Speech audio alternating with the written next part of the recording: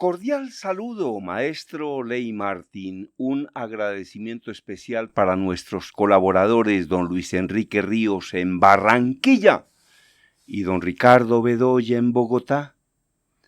Maestro Ley Martín, terminamos nuestra sesión de informes, nuestra producción, nuestra columna, dedicada a frases, las 100 frases de la revista Bocas.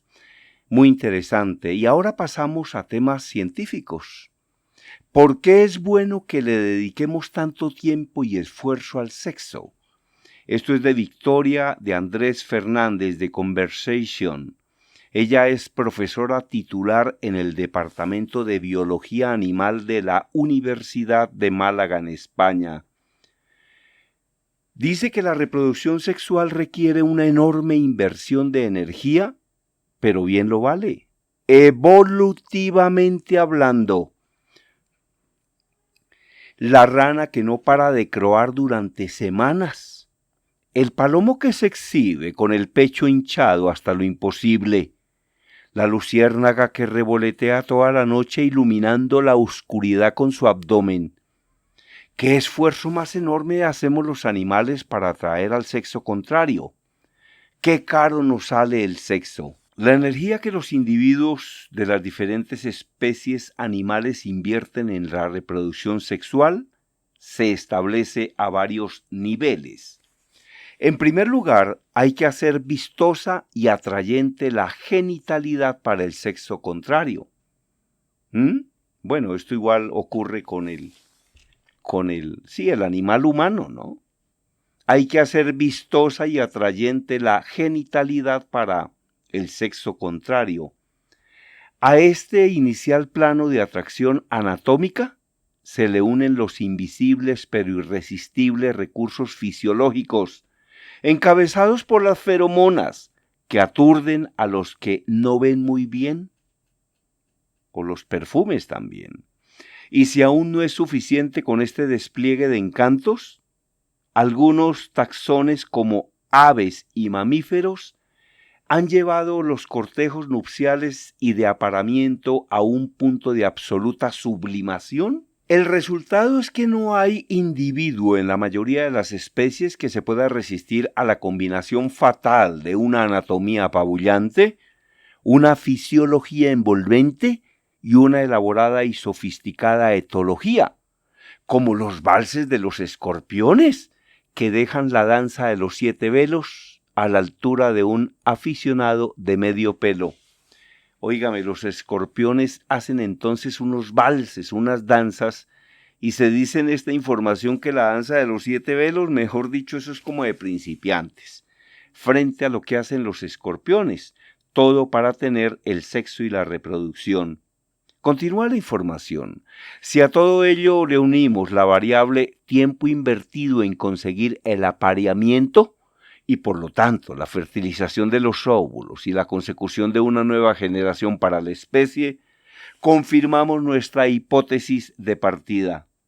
Esto es que la cantidad de moléculas ATP, adenosin trifosfato, la moneda energética de la vida, que se invierte en los variadísimos mecanismos de la reproducción sexual de los animales, es extraordinariamente elevada.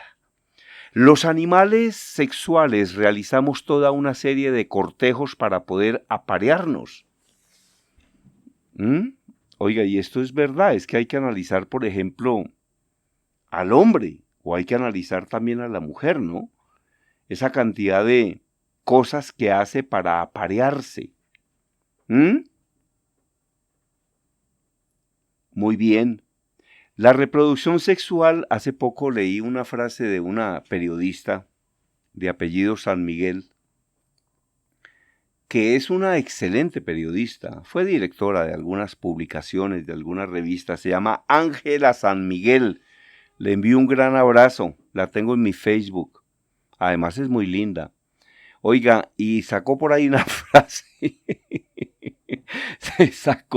sacó por ahí una frase en el Facebook que más o menos decía que hay que tener cuidado, decía que mucho cuidado a las mujeres con todas esas lisonjas esas palabras hermosas que dicen muchos hombres, porque decía que al caballo lo primero que hacen es sobarlo, masajearlo y consentirlo en el momento en el que lo van a montar.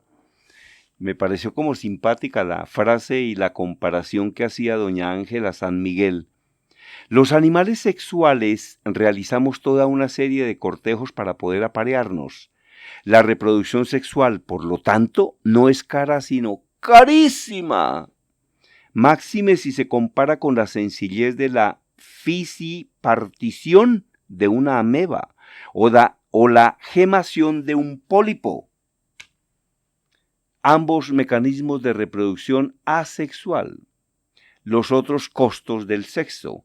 Además de unas estructuras reproductoras complejas y unas actividades de cortejo largas, algunos incluso las califican de cansinas, los organismos que se reproducen sexualmente lo hacen mediante óvulos y espermatozoides.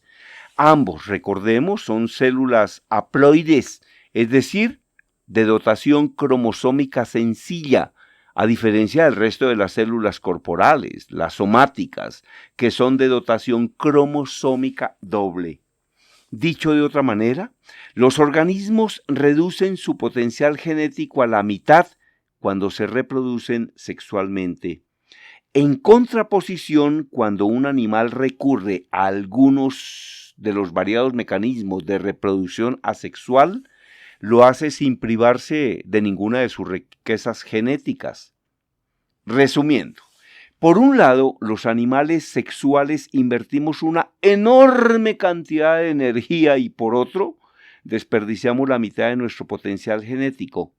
El sexo es, pues, derrochón y restrictivo, dice esta científica. Entonces, ¿por qué prosperó desde el punto de vista evolutivo? El porqué del éxito del sexo. No hay mayor ventaja para una especie, evolutivamente hablando, que tener un acervo genético amplio.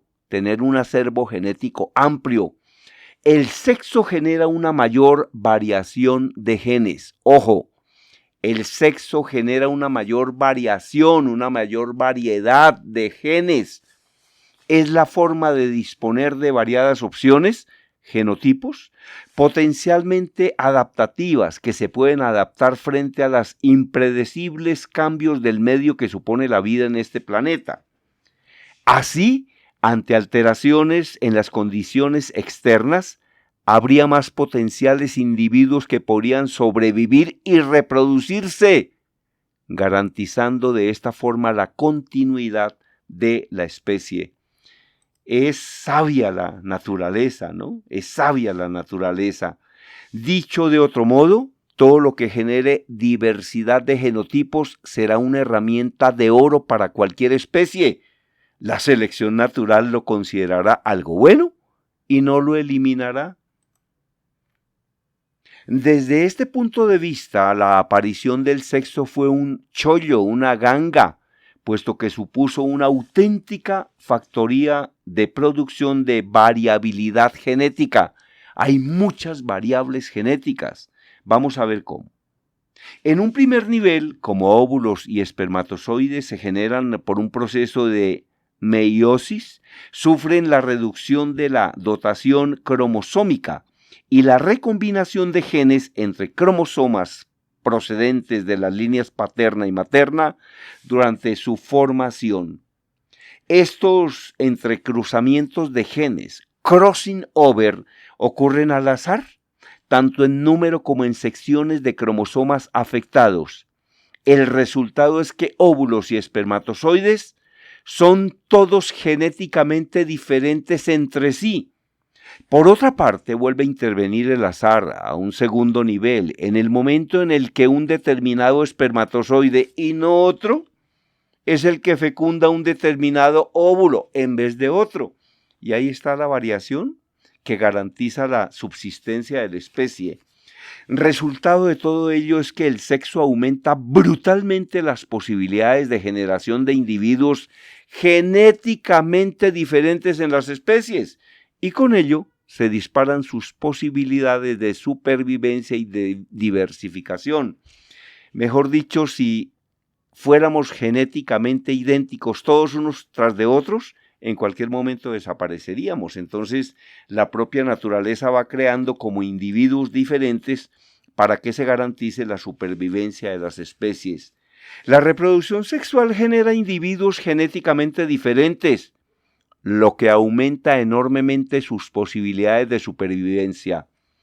Si lo comparamos con la acumulación de mutaciones no letales, la lenta vía de aumento de diversidad de las especies que solo se reproducen asexualmente, el sexo supuso la multiplicación rápida de la potencialidad de generar descendientes genéticamente diversos y la ampliación exponencial del abanico de opciones potencialmente adaptativas a entornos diferentes de las especies. Óigame, a quien desee este informe se lo voy a regalar. Me escribe conferencistagermandias@hotmail.com.